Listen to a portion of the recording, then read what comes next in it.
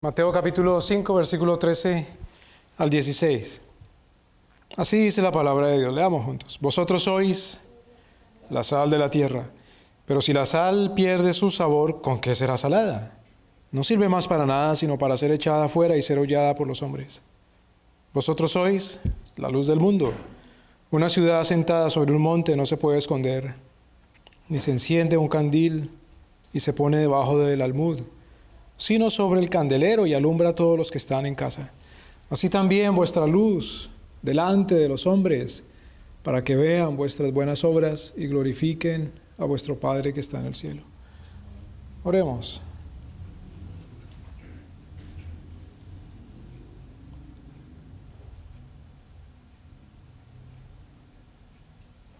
Señor, tú eres la luz del mundo. Señor, tú eres el que alumbra, el que ilumina. Y en la ciudad no hay necesidad de sol, porque tú, Señor, iluminas. Señor, tú eres el que conserva nuestras vidas.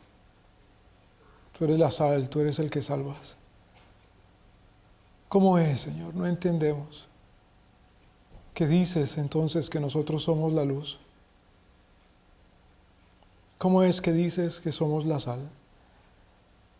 Oh, Señor, ayúdanos a entender, a develar. Ayúdanos, Señor Dios Santísimo, a descubrir. Ayúdanos a creer que nos has hecho sal, Señor, que nos has hecho luz. Solamente si somos portadores de ti. Solamente si te llevamos. Solamente si hay el testimonio de tu justicia. Solamente si tú, Señor Dios, obras el perdón, el arrepentimiento, la fe y la santidad que es en ti, Jesucristo. Ayúdanos, Señor Dios Santísimo, a descubrir tu misterio que está ahí, dispuesto para los que ven y oyen y buscan y quieren. En tu nombre te lo rogamos, Señor Dios, te lo pedimos. Mira nuestra necesidad, Señor, y amolda nuestro corazón según lo que tú ves que necesitas, hasta que alcance, Señor Dios, tu figura, tu imagen y tu estatura. Todo te lo rogamos en tu nombre, Jesucristo. Amén. Amén. Tomen asiento, por favor.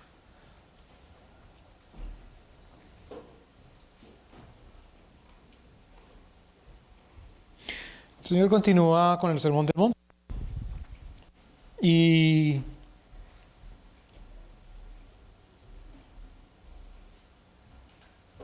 aquí el Señor pasa a un nuevo nivel de su sermón. Y es que ha dejado el Señor aquella parte que en el estudio de las Sagradas Escrituras, en la tradición de la Iglesia, se conoce como las bienaventuranzas. Esos 10 declaraciones que el Señor hizo a sus discípulos, diciéndoles por qué son sumamente dichosos, por qué los discípulos han de considerarse sumamente afortunados, bendecidos, en la palabra del Señor Jesús, bienaventurados. Termina en el versículo 12 diciendo regocijaos y alegraos, que es la otra manera de expresar, de decir bienaventurados, sumamente dichosos. Ahora el Señor comienza con una nueva sección. En esta sección el Señor Jesús dice, ¿qué son sus discípulos para con el mundo? ¿Cuál es la identidad de los discípulos de Jesucristo con respecto al mundo? Señor, ¿qué somos nosotros y para qué estamos acá? Señor, ¿cuál es nuestro propósito? Señor, ¿qué quieres con nosotros? Habla, Señor, que tu siervo te oye. ¿Recuerdan cuando el Señor le habla a Samuel? Habla, Señor, que tu siervo escucha. ¿Qué quieres? Señor, ¿qué quieres que yo haga? Le dice el rabino Saúl al Señor cuando lo derriba en el camino hacia Damasco. ¿Qué quiere, Señor, de nosotros? Bueno, con respecto al mundo, dice el Señor, vosotros sois la sal de la tierra. Con respecto al mundo, versículo 14, vosotros sois la luz del mundo. Esas dos declaraciones, vosotros sois, el Señor indica cuál es la identidad, qué somos.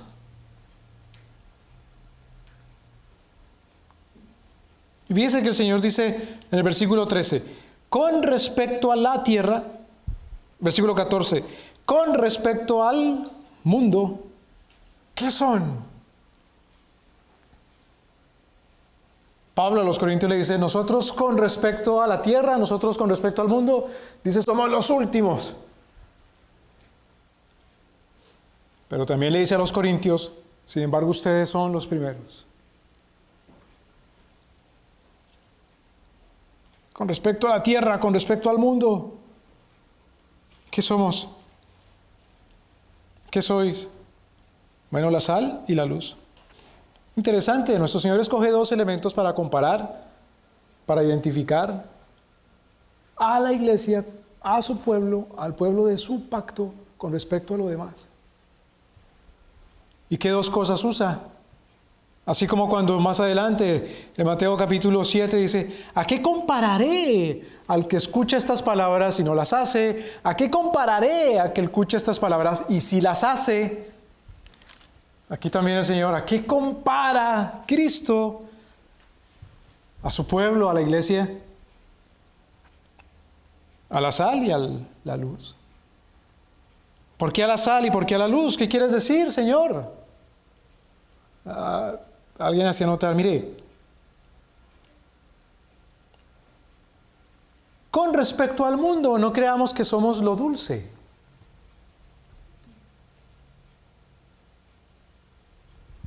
¿Sabe cuál es la sustancia química hoy día a la cual la gente es más adicta? No vamos a decir que la marihuana, o el cigarrillo, o el alcohol. No vamos a decir siquiera que la cafeína. ¿Sabe cuál es la sustancia química a la cual la gente hoy es más adicta? El azúcar. ¿Saben que en el siglo XVIII, XIX, el azúcar era un commodity? El azúcar era un producto muy valioso que se negociaba, tal vez el más valioso, el producto que se negociaba más valioso del mundo. ¿Sabe que lo más refinado que se extraía de la caña de azúcar, que no era siquiera la azúcar o la melaza, la molaza, sino el ron en las Antillas, era usado como moneda, como medio de intercambio de cosas?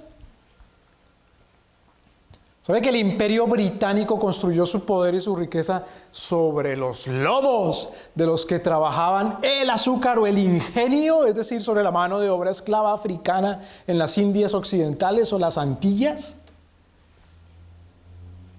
¿Sabe que por eso la Armada Británica, hasta entrados los años 70, parte de la paga que le daba a los marinos de la Real Armada Británica era una suma de ron? ¿Sabe que habían hombres que cuando dejaban su testamento a sus hijos, entre los bienes que le dejaban, decían tantas cargas de azúcar?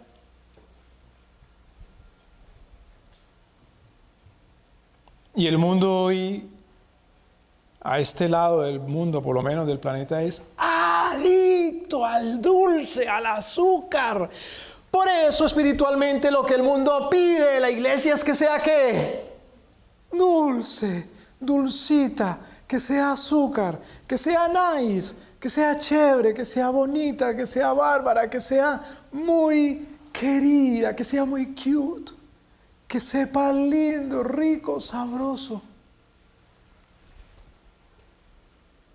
Que sea muy, pero muy, muy agradable, que se sienta bien.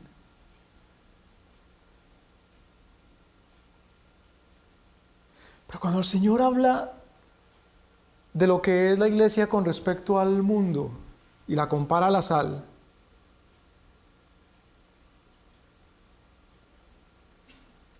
el Señor deja también en claro cuál es la necesidad que tiene el mundo. ¿Cuál es la necesidad que tiene el mundo? En el versículo 13. Vosotros sois la sal de la tierra, pero si la sal pierde su sabor, ¿con qué será salada? No sirve más para nada, sino para ser echada afuera y ser hollada por los hombres.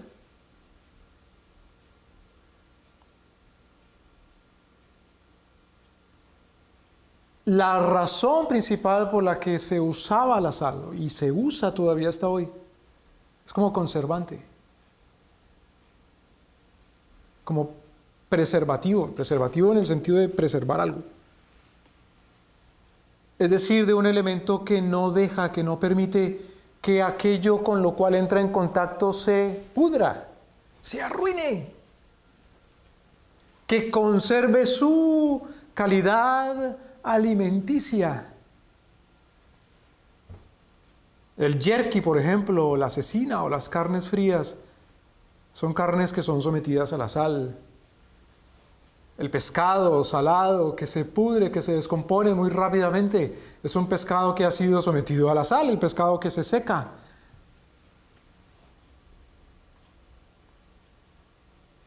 La salmuera es eso, es carne que se pone en un contenedor, en un container, en un barril, en un frasco, con agua, y esa agua se sala, se convierte como en un vinagre, y ahí puede durar años.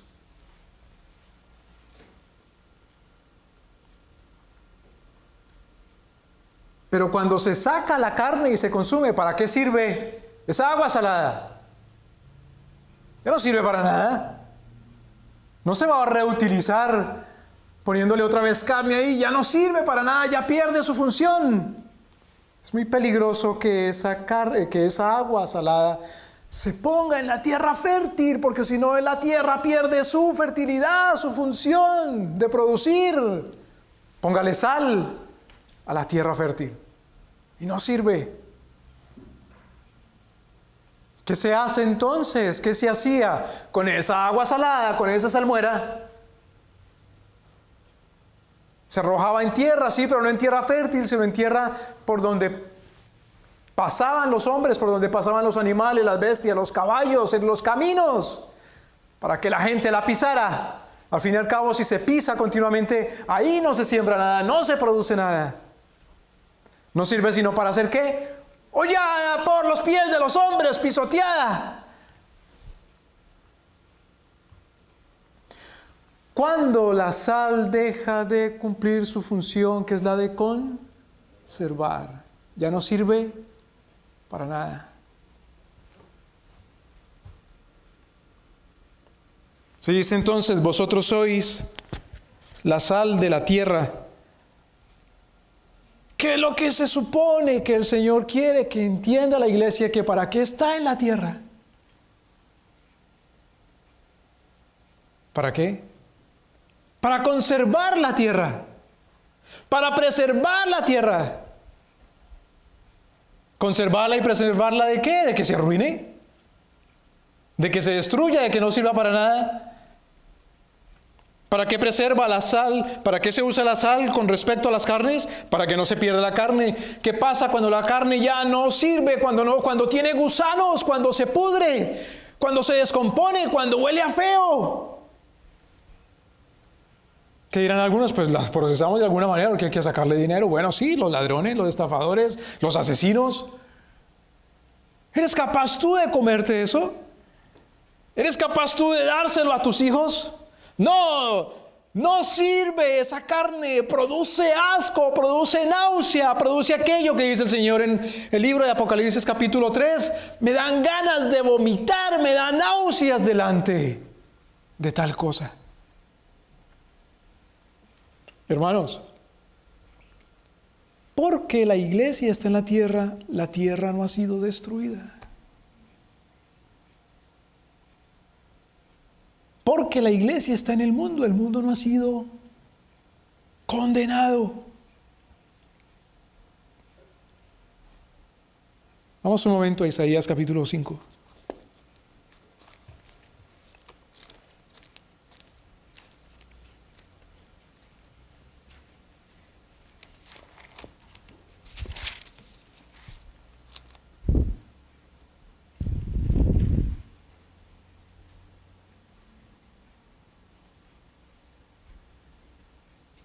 Versículo 1. A veces creemos que en las Escrituras el único que enseñaba por medio de parábolas era Jesucristo. Pero nuestro Señor viene enseñando por medio de parábolas desde antiguo. Nuestro Señor le dice a Isaías, Isaías, te voy a dar una parábola. El mismo Señor que decía las parábolas, la parábola del pescador, la parábola del sembrador, ese mismo Señor le dice a Isaías, escribe Isaías esta parábola. Isaías capítulo 5, versículo 1, ahora cantaré por mi amado, el cantar de mi amado a su viña. Isaías dice, voy a cantar como Isaías.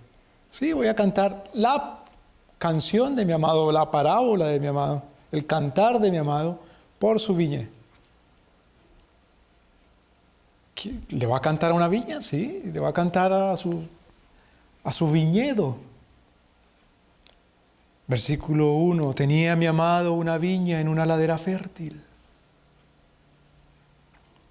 La había cercado y despedregado y plantado de vides escogidas. Había edificado en medio de ella una torre y hecho también en ella un lagar. Y esperaba que diese uvas. Y dio uvas silvestres. Entonces, había plantado la viña, la cercó. En aquella época no existía todavía el alambre de púas que viene a inventarse hasta en el siglo XIX. Entonces, cuando cercaban eran cercas de madera, casi como una muralla, para evitar que entraran los animales y se comieran, destruyeran la viña o los ladrones. La despedregó, es decir, quitó las piedras, un trabajo agotador, difícil. Plantó vides escogidas. Se cuidó muy bien de qué tipo de semillas plantaba. Había edificado en medio de ella una torre de vigilancia. He hecho también en ella un lagar, es decir, construyó aquel lugar en donde se habrían de echar las uvas para luego pisarlas y sacar el jugo y preparar el vino. Y esperaba que diese uvas, pero dio uvas silvestres. Uvas que no sirven. Uvas que producen un jugo amargo. Uvas que no dan un buen jugo para un buen vino. Versículo 3, ahora pues, moradores de Jerusalén, llama testigos. Varones de Judá, juzgad entre mí y mi viña. ¿Qué más se podía hacer a mi viña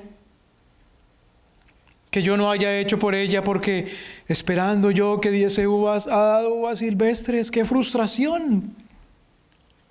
Os mostraré pues ahora lo que haré yo a mi viña. La quitaré de su vallado y será consumida, derribaré su cerca y será hollada. Es decir, será pisoteada. ¿Qué es lo que garantiza que estén en pie las plantas, los arbolitos, los arbustos de uva? Bueno, que produzcan buena uva. Pero si no producen buena uva, voy a arrancar todo y voy a hacer que lo pisen, que sea hollado. Haré que quede desierta, no será podada ni cavada, crecerán el cardo y los espinos, y aún a las nubes mandaré que no derramen lluvia sobre ella. Señor, ¿cómo eres de severo? Que ni siquiera vas a dejar, a permitir, a enviar las nubes para que llueva. ¿De qué estás hablando, Isaías? Versículo 7. Ciertamente la viña de Jehová de los ejércitos es la casa de Israel. Y los hombres de Judá, su planta deliciosa, esperaba juicio. ¿Qué es lo que esperaba este señor de la viña que había plantado? Buenas uvas. ¿Qué es lo que quieren decir las uvas entonces en esta parábola? ¿Qué era lo que esperaba? Juicio. He aquí, vileza. En lugar de uvas buenas para el vino, para el jugo de uva, dulce en este caso, lo que hubo fue uvas silvestres, feas, Lo que esperaba nuestro Señor de su pueblo Israel era ¿qué? Juicio. Y en lugar de juicio, ¿qué dio? Vileza. ¿Qué esperaba? Justicia. Y en lugar de justicia, ¿qué dio? Clamor.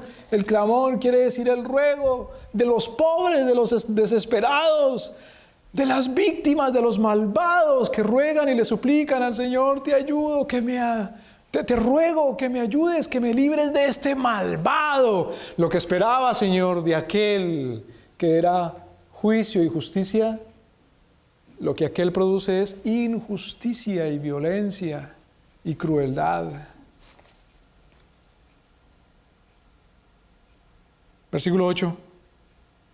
Ay de los que juntan casa con casa y añaden heredad a heredad hasta que no haya espacio. Habitaréis vosotros en medio de la tierra. ¿De qué estás hablando, Isaías? Claro, en aquel tiempo que mandaba nuestro Señor, que cada 50 años se cumpliera la legislación, la ley del jubileo, Levítico capítulo 25, que dice que cada 25 años se tocara la trompeta y se declarara libertad, que se perdonara los unos a los otros, que se perdonara la deuda. ¿Cómo iban a mantener esclava a la gente de por vida, generación tras generación? Es más, que se perdonara la deuda si alguno había empeñado, si había hipotecado, si había vendido su heredad, su herencia, si se había quedado en la miseria, que vuelva a su herencia original para que no haya miserables en la tierra. ¿Qué es lo que dice nuestro Señor? ¿Qué es lo que yo veo en la tierra? ¿Libertad? ¿Perdón? ¿Justicia? No, lo que veo es injusticia. Lo que veo es que el pobre clama. Lo que veo es desesperación. Lo que veo es abuso de poder, abuso de autoridad. ¿Qué haré yo con estos entonces, de los cuales esperaba juicio y justicia? ¿Qué haré yo de la vida? Versículo 9. Ha llegado a mis oídos de parte de Jehová de los ejércitos que las muchas casas han de quedar asoladas, sin morador, las grandes y hermosas. Y 10 yugadas de viña producirán un bato, y un homer de semilla producirá una efa. Toda una hacienda puede ser cultivada y no va a producir nada, va a producir muy poco. Luego el Señor comienza a dar las acusaciones. Los ayes, versículo 11. ¡Ay de los que se levantan de mañana para seguir la embriaguez! Versículo 12. Y en sus banquetes hay arpas, vihuelas, tamboriles, flautas. Señor, ¿qué tiene de malo que hagamos fiesta? ¡Ay de los que se levantan crudos para seguir emborrachándose! ¡Ay de los que se hartan comiendo y no se llenan! ¡Ay de los que hacen fiesta aún en medio de la crueldad y de la injusticia, y no claman y suplican por el orden justo de Dios!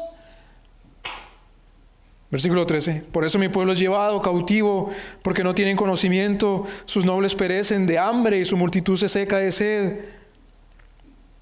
Por tanto se ensanchó la muerte, el infierno, o el Seol, la tumba, y sin medida extendió su boca, y allá descenderá la gloria de ellos y su multitud y la ostentación. Fíjese versículo 18. Ay de los que traen iniquidad con cuerdas de vanidad, y el pecado como con coyundas de carreta. Cuerdas de vanidad, coyundas. Los elementos que se usaban para mantener a los bueyes juntos y poder arar. ¿Qué es lo que concibe este pueblo que tiene a la gente unida? ¿La verdad? ¿La justicia? ¿Qué es lo que de verdad nos une? ¿No es el nombre del Señor Jesucristo? ¿Qué es lo que nos enseña el apóstol Pablo? Que es la iglesia, un solo pueblo, porque es ¿qué? Un cuerpo bajo una sola cabeza, un solo Dios, un solo Señor, una sola fe, un solo bautismo. ¿Pero qué es lo que conciben estos que une al pueblo? ¿La vanidad, la mentira? ¿Qué es lo que creen que mantiene a la gente unida en un solo sentir? ¿Darle a cada cual lo que le da la gana para que esté unido, para que no se vaya?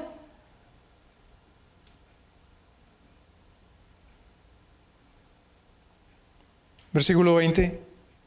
Hay de los que a lo malo dicen bueno y a lo bueno malo, que hacen de la luz tinieblas y de las tinieblas luz, que ponen lo amargo por dulce y lo dulce por amargo.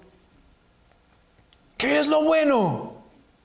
Todo lo que la Biblia llama bueno es bueno, punto.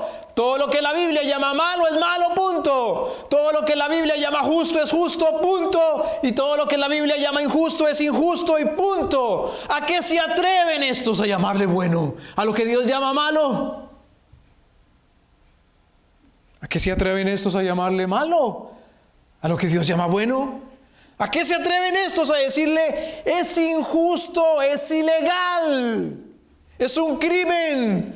¿A lo que Dios no condena? ¿A lo que Dios no castiga? ¿A lo que Dios al contrario llama bueno?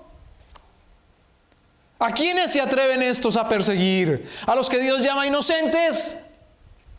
¿A quiénes se atreven estos a dejar libres como inocentes? ¿A los que Dios llama criminales? Versículo 21. Ay de los sabios en sus propios ojos y de los que son prudentes delante de sí mismos. ¿Qué es lo que conciben como sabio y sabiduría? Lo que primeramente su corazón les indica y les dice, cuando Dios dice que la sabiduría es tenerle temor a Dios, andar humillado y con cuidado en cada paso que da, porque Dios ve y observa y oye y está presente.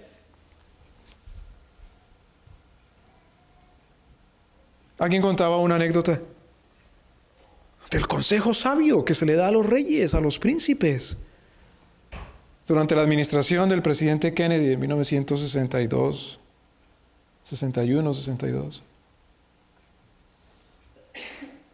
Y los consejeros le decían, mire, fíjese la sabiduría. Como de todas maneras va a haber guerra, intercambio nuclear, intercambio de bombas atómicas con los soviéticos en aquella época, la Guerra Fría. Y en este momento nosotros tenemos más armas atómicas, pues démosle primero. ¿Qué tal la sabiduría? ¿Qué tal la inteligencia? Como de todas maneras el mundo se va a destruir, ¿sí? Como de todas formas Dios va a arrasar con la tierra y con el mundo, pues usted pulse el botón primero. Como de todas formas nos vamos a morir, ¿qué importa? Empecemos a matarnos de una vez. Eso es lo sabio. Como decía el Señor Jesucristo, porque no conocen a Dios y porque conocen las Escrituras, entonces dicen necedades. La sabiduría es el temor al Señor. Y no se puede temer al Señor si no se le conoce.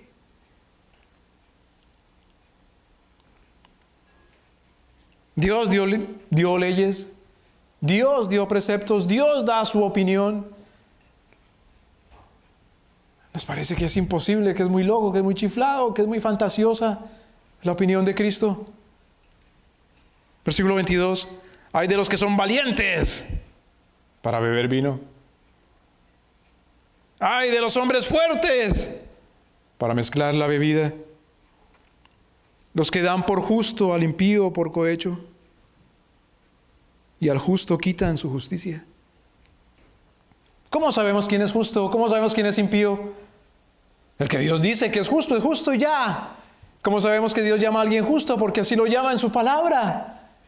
¿Cómo sabemos cuando la palabra llama a alguien justo? Pues miremos la Escritura, la ley de Dios. ¿Qué dice la ley? Como dice el Señor Jesucristo, ¿cómo lees? Si un hombre no es transgresor de la ley, es justo. ¿Cómo vamos a entregar al justo en manos de los impíos?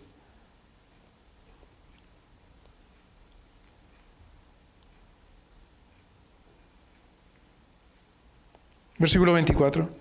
Por tanto, como la lengua del fuego consume el rastrojo y la llama devora la paja. ¿Qué hacían estos agricultores cuando ya recogían la cosecha? Cuando ya recogían el trigo, cuando trillaban, cuando sacaban el grano y quedaba la paja. ¿Qué hacían con la paja, con el tamo? ¿Qué hacían con eso le prendían fuego.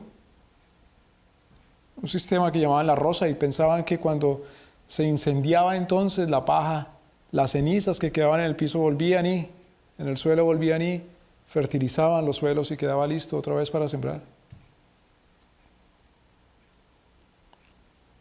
Como la lengua del fuego consume el rastrojo y la llama devora la paja, así será su raíz como podredumbre y su flor se desvanecerá como polvo. Mire la razón, ¿por qué? Desecharon la ley de Jehová de los ejércitos y abominaron la palabra del Santo de Israel. Por esa causa se encendió la ira. ¿Qué es lo que guarda el mundo de no ser incendiado?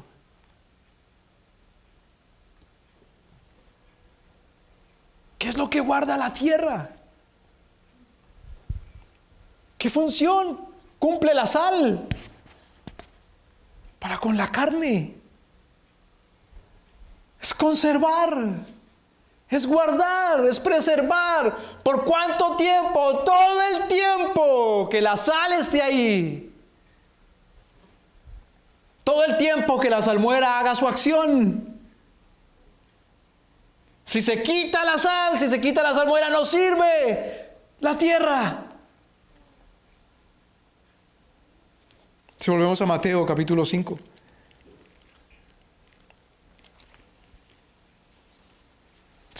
Si la sal pierde su sabor, ¿con qué será salada? No sirve más para nada, sino para ser echada afuera y ser holladas por los hombres.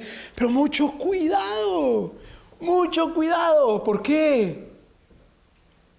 Porque el Señor no dice que solamente aquello que no preserva la sal no sirve para nada, sino que si la sal no cumple su función, no sirve para nada. Si la misma iglesia. Fíjense, vamos un momento al libro de Génesis, capítulo 18.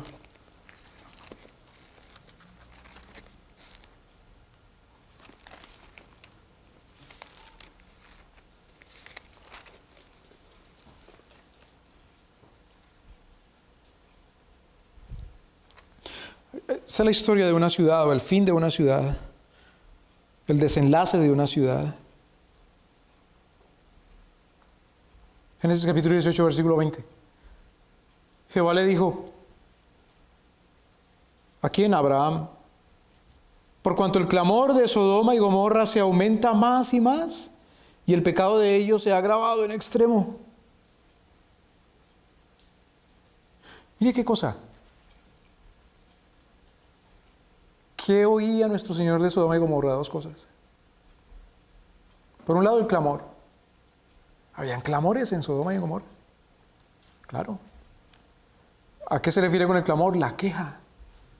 Un salmo imprecatorio. ¿Qué es un salmo imprecatorio? Señor, ayúdame y destruye a mis enemigos.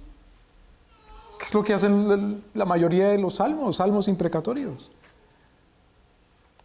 ¿Qué es lo que escuchaba nuestro Señor en Egipto? Cuando el pueblo estaba esclavizado, escuchaba un clamor. Esta mañana veíamos, el que invoque el nombre del Señor será salvo, el que clame a Jehová, te suplico, ayúdame. ¿Qué es lo que escucha nuestro Señor en Sodoma? Clamores, porque hay injusticia. Hay gente que piensa, no, en Sodoma era un solo libertinaje y todo el mundo se divertía. No. Habían unos desgraciados que de pronto se divertían a costa de otros miserables. De unas víctimas, de unos pobres, de unos humildes, de unos niños, de unos sin fuerza para defenderse.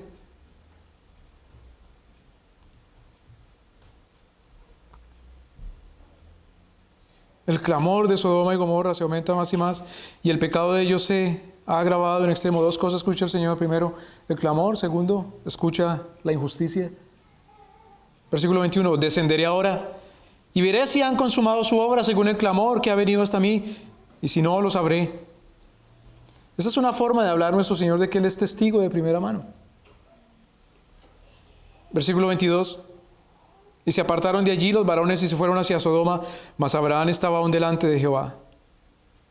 Vinieron 3 a Abraham. 2 se apartaron de Abraham. 2 de los 3. 1 se quedó con Abraham. Y el que se quedó con Abraham, dice la Escritura, que era ¿quién? Jehová. Es como el Señor Jesús, previamente encarnado. Versículo 23. Y se acercó a Abraham y dijo, ¿destruirás también al justo con el impío? Mire esa pregunta. ¿Estás dispuesto a destruir Sodoma, verdad? ¿Quiénes van a caer en la destrucción? Pues Sodoma. Pregunta, ¿al justo lo destruirá juntamente con el impío? ¿Qué dice nuestro Señor? ¿Qué sigue diciendo Abraham? Versículo 24. Quizá haya 50 justos dentro de la ciudad. Destruirás también y no perdonarás el lugar por amor a los 50 justos que están dentro de él. Fíjese lo que entendía Abraham. Abraham entendía que los justos son la sal de la tierra. Que nuestro Señor no destruiría Sodoma si habrían 50 justos en Sodoma. Que preservaría la ciudad. Por eso aboga, suplica por Sodoma, pero en virtud de los 50 justos que hayan ahí.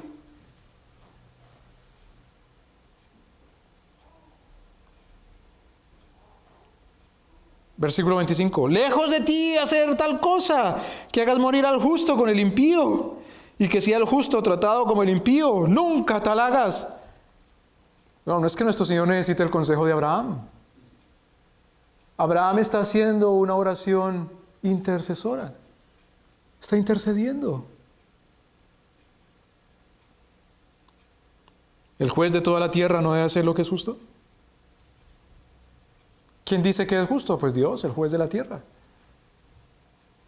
Con base en eso que el Señor dice que es justo, Abraham pide lo que es justo, no lo que a Abraham le parece que es justo. Versículo 26. Entonces respondió Jehová, si hallaren en Sodoma 50 justos dentro de la ciudad, perdonaré a todo este lugar por amor a ellos. Vosotros sois la sal de la tierra. Por amor a vosotros. Por vosotros, por la sal. La tierra no es consumida.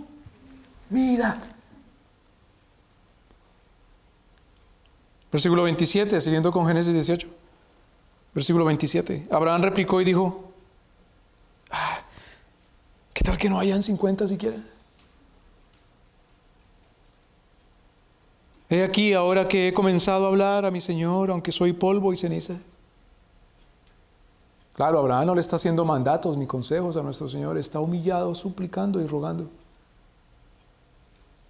Es lo que hacemos cuando oramos, humillados. Versículo 28, quizá faltarán de 50 justos 5. Destruirás por aquellos 5 toda la ciudad. Si siquiera el 10%, bueno, que no hayan 50 justos, que apenas el 10% de esos, 5 nada más. ¿Cuántos habitantes tendría Sodoma? Miles y miles y miles.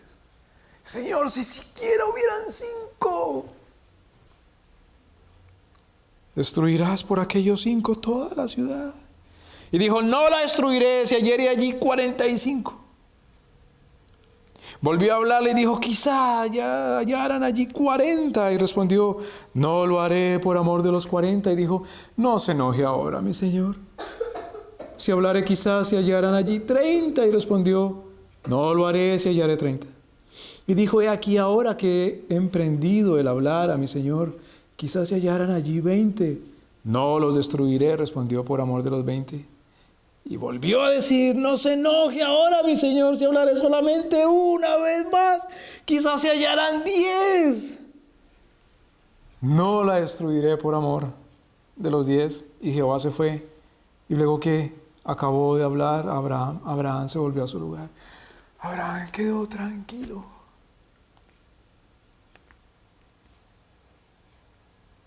Hermanos, ¿destruirá nuestro Señor la tierra con fuego?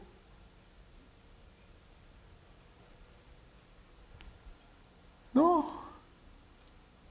¿Arrasará el Señor y acabará con la tierra y con las naciones? No, por amor a 10. Y me parece que hay más de 10. Pero vosotros sois la sal. La segunda comparación que hace nuestro Señor es similar. No compara a la iglesia con la sal. Ya no usa la palabra tierra, sino la palabra mundo. Volviendo a Mateo capítulo 5, versículo 14, vosotros sois la luz del mundo. Una ciudad asentada sobre un monte no se puede esconder. Ni se enciende un candil y se pone debajo del almud, sino sobre el candelero y alumbra a todos los que están en casa. Y una cosa,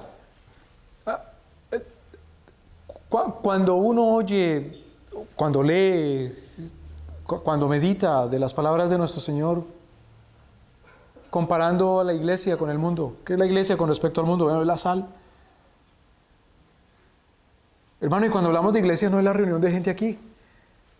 Como alguien decía de la iglesia, le preguntaba, oye, ¿usted conoce bien a los hermanos de la iglesia? Sí, la nuca. Les conozco bien la nuca a todos. ¿Cómo así? Pues yo voy a la iglesia.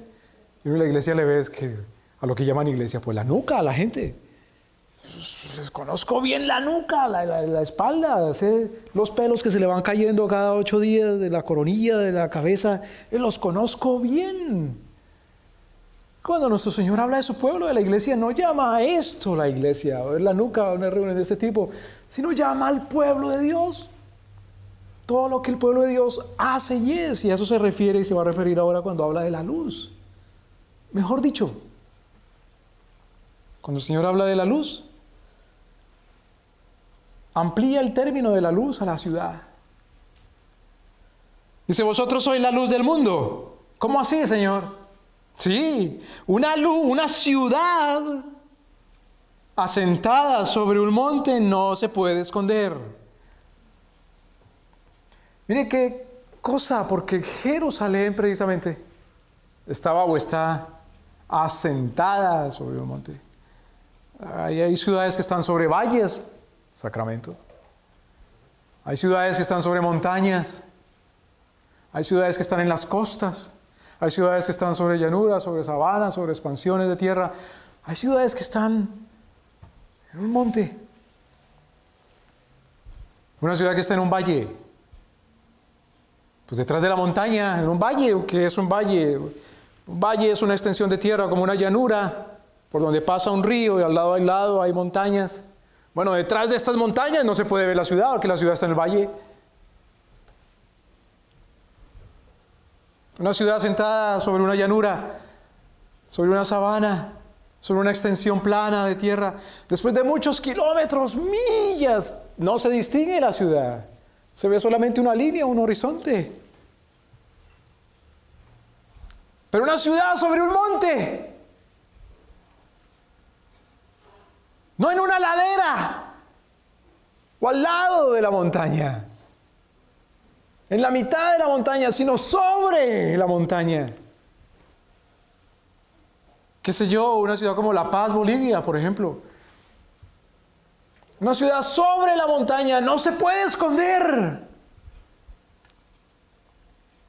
Mucho menos de noche. La luz ilumina. Es como un faro. Es una guía. Es una lumbrera. Vamos al libro de Proverbios, capítulo 4.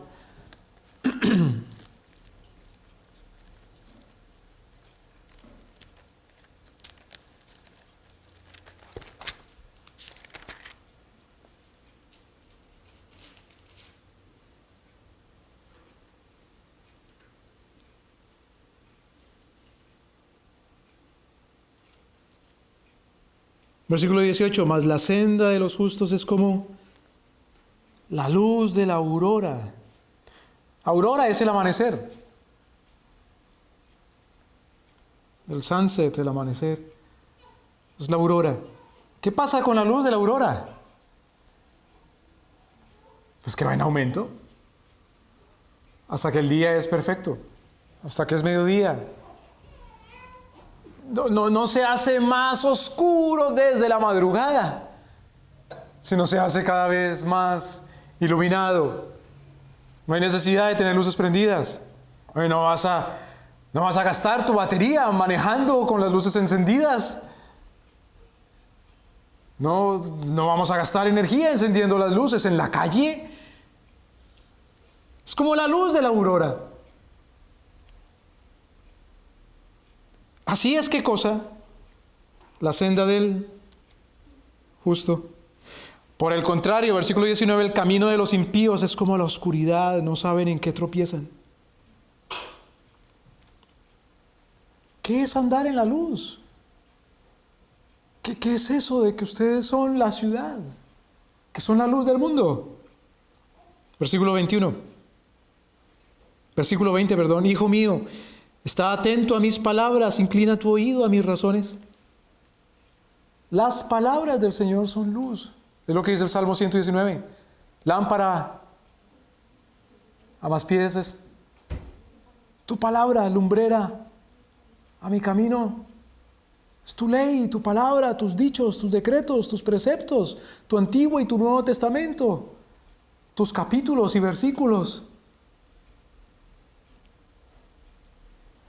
No se aparten de tus ojos. ¿Por qué utiliza los ojos? Porque precisamente en la torre del cuerpo, que es la cabeza, el órgano sensorial que nuestro Señor puso para poder servirse de la luz son los ojos.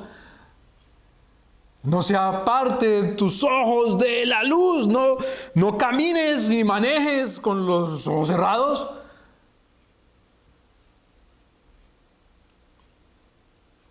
No pretendas vivir sin la palabra de Dios, porque dejas de ser la ciudad que ilumina.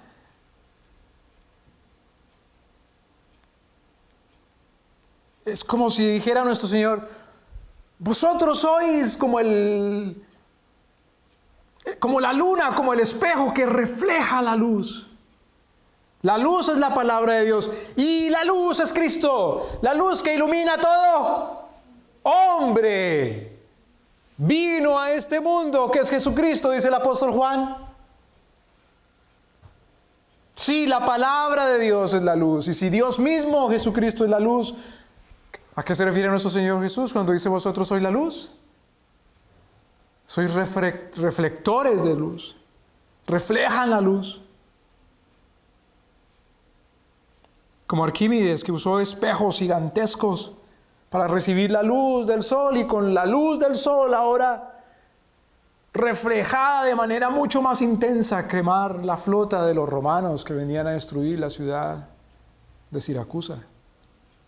Vosotros sois los espejos que reflejan esa luz, vosotros sois la luz, vosotros sois la ciudad. Pero en este caso la ciudad está sobre un monte, es como una guía. Pregunta: si la iglesia es la guía del mundo, ¿con qué la iglesia guía al mundo? Porque el guía dice: por aquí, por allá, para atrás, para la derecha, hacia el frente, más ligero, más aprisa, más despacio, quietos todos. Es el guía. ¿Cuáles son las palabras con que la iglesia guía? ¿Cuáles son los comandos? ¿Cuáles son los juicios? ¿Cuáles son los preceptos? ¿Cuáles son las indicaciones? ¿Cuáles son las direcciones?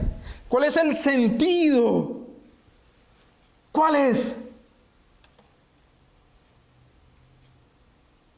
Otra vez, versículo 20. Hijo mío, está atento a mis palabras, inclina tu oído a mis razones. La iglesia entonces sirve como preservante en el mundo, como sal, y sirve como luz guía en el mundo. Sí, la iglesia habla, da testimonio, da ejemplo, hace juicios, exhortaciones, ruegos y peticiones de la palabra de Dios.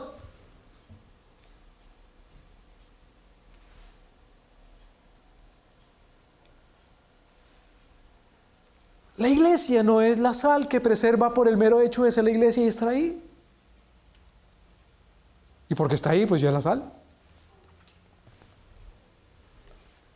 sino por el hecho de que la iglesia es activa con la luz. Por eso nuestro Señor dice, no se deja una lámpara debajo de la mesa. Claro, en aquel tiempo la lámpara de los tiempos del Señor era un cuenco, era una ollita, una cacerolita en donde se derramaba aceite de oliva y por un tubito, un huequito se encendía para que se fuera consumiendo el aceite. Muy difícil prender eso. Ahora, prender eso, quemar el aceite de oliva tan caro, tan costoso, para poner las lámparas debajo de la cama, para poner la lámpara debajo del mueble de la mesa. No, es encima del almudo para que ilumine toda la habitación. El Espíritu Santo, que es el aceite, en la iglesia, para que la iglesia esté ahí solamente, para que la iglesia esté dentro de sus reuniones, para que la iglesia se mire la nuca, y no para que la iglesia viva como vive una ciudad. Fíjense que está hablando de una comunidad, de una ciudad. ¿Me explico, hermanos? ¿Cuál es la diferencia entre una ciudad y, digamos, gente de hinchas o de barras bravas en un estadio? ¿Cuál es la diferencia de una ciudad de 25,000, 30,000, 40,000 personas a 30,000, 20,000, 40,000 locos en un estadio? ¿Cuál es la diferencia? Es la diferencia del caos al orden. ¿Cuál es la diferencia de, qué sé yo, 10,000, 20,000, 30,000, digamos 1,000 personas metidas en ese infierno que llaman cárceles?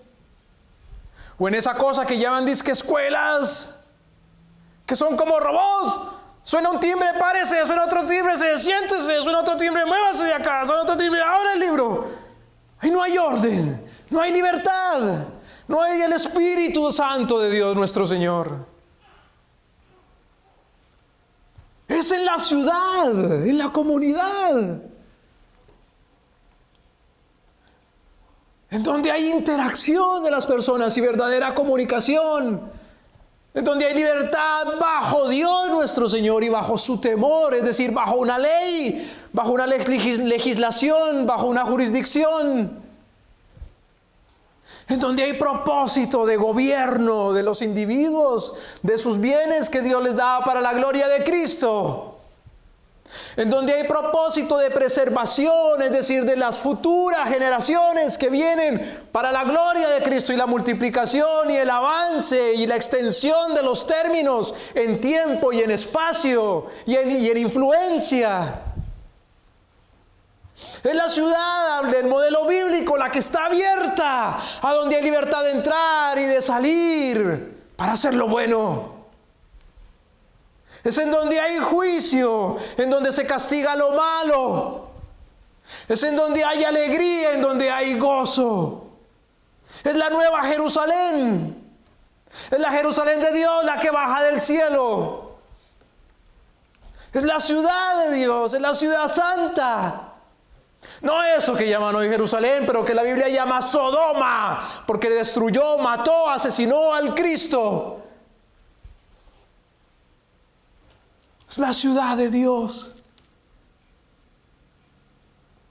porque ilumina al mundo con su palabra de Dios nuestro Señor. No solamente porque con la palabra de Dios la predica, sino que da testimonio vivo.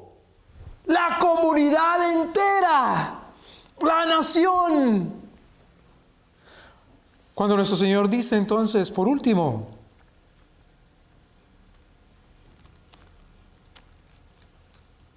en Mateo capítulo 5, vosotros sois, Mateo capítulo 5, vosotros sois la luz del mundo. Una ciudad asentada sobre un monte no se puede esconder. ¿Cuántas ciudades habían en Roma? Digo, en el imperio.